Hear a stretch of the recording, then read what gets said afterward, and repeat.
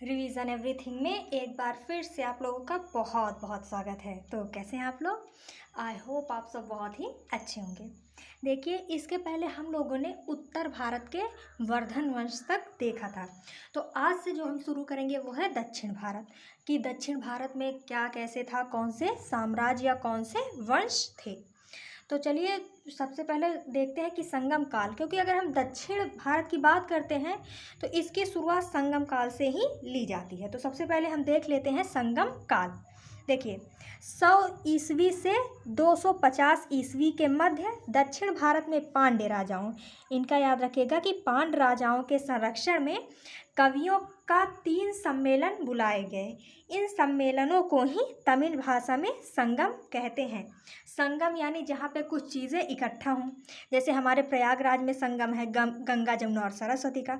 उसी तरीके से इस संगम का अर्थ था मतलब कई सारे भाषाओं यानी तमिल भाषाओं के बहुत सारे कवियों का सम्मेलन। तो इसी सम्मेलन को तमिल भाषा में संगम कहा गया। तो ये 3 संगम हुए थे। तो पहले देख लेते हैं इन तीनों संगमों के बारे में। देखिए, प्रथम सम्मेलन या फिर इसको आप बोल सकते हैं प्रथम संगम, यह दक्षिणी मदुरै में हुआ। कहाँ पे हुआ? दक्षिणी मदुरै। इसकी अध्यक्षता अगस्त्य ऋषि ने की। इस सम्मेलन में 89 राजाओं ने भाग लिया।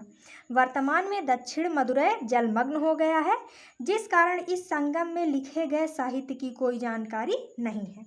दक्षिणी मदुरै जो तमिलनाडु है इसके नीचे वाले एरिया में था। अब वहाँ पे तो समुद्र है, इसीलिए वो जलमग्न हो चुका है यानी समुद्र में डूब चुका है।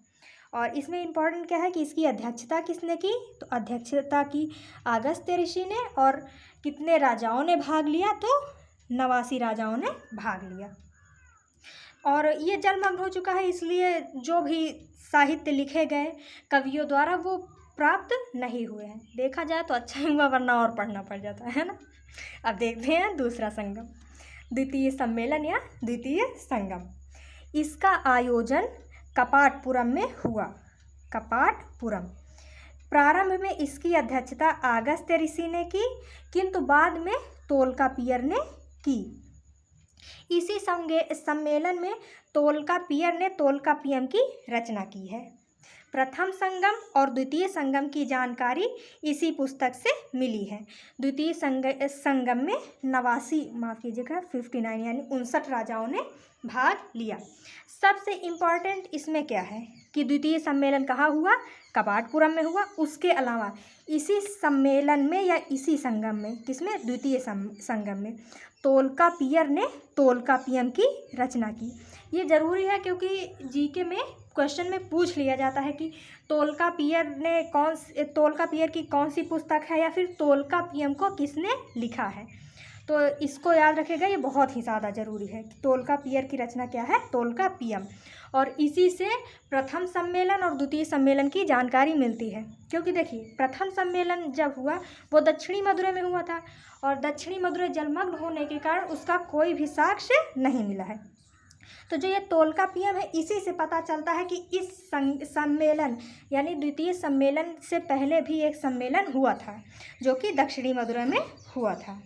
ये इसीलिए ये बहुत ही ज़रूरी पुस्तक हो जाती है। कौन सी? तोल्कापियम।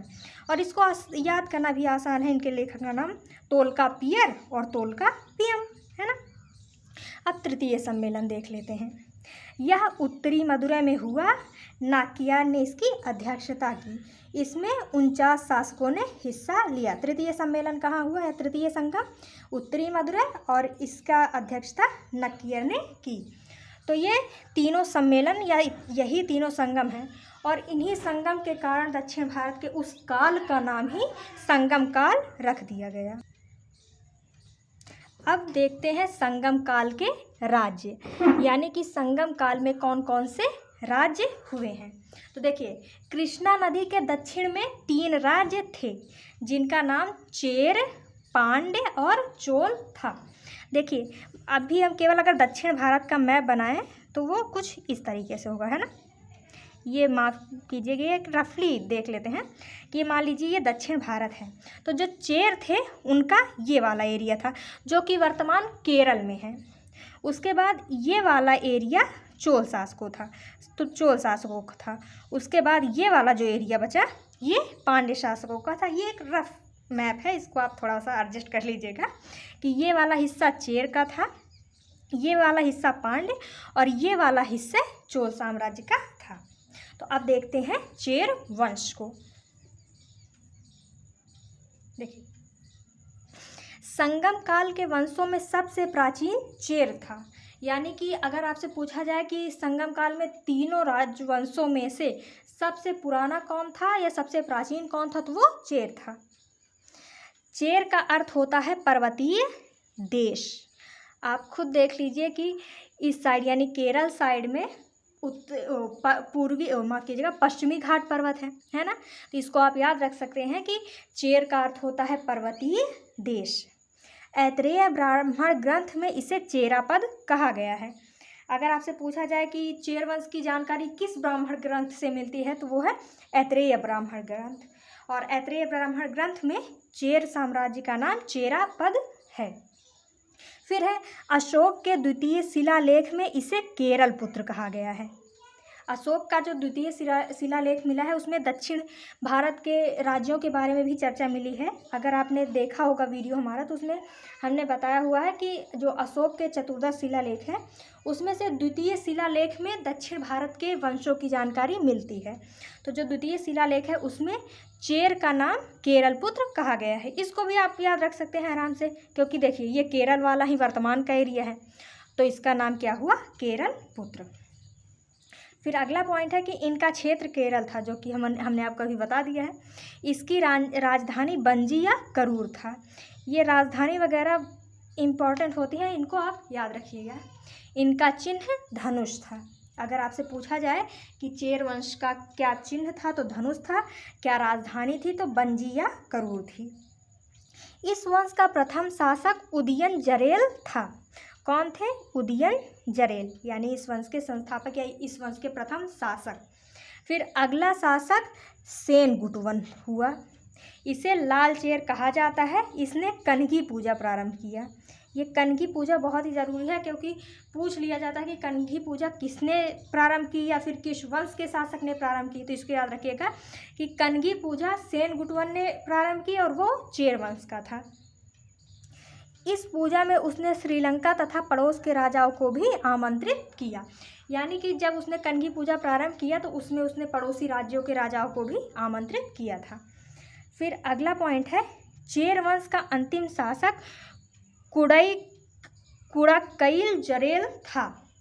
दूसरी सदी के अंत में यानी 190 ईस्वी के आसपास चेर वंश समाप्त हो गया। और एक इम्पॉर्टेंट पॉइंट और है कि सेनगुटवन यानी जो इसका दूसरा शासक थे, सेनगुटवन के बाद आदिगमन शासक बना, जिसके समय गन्ने की खेती प्रारंभ हुई। इसको हम उसी में लिख सकते थे, लेकिन इसको अलग से लिखा है क्योंकि मेन है गन्ने की खेती। अगर आपसे पूछा जाए कि गन्ने की खेती कब प्रारंभ हुई, तो जो आदिगमन था यानी सेनगुटवन के बाद जो राजा बना आदिगमन, उसी के समय गन्ने की खेती प्रारंभ हुई।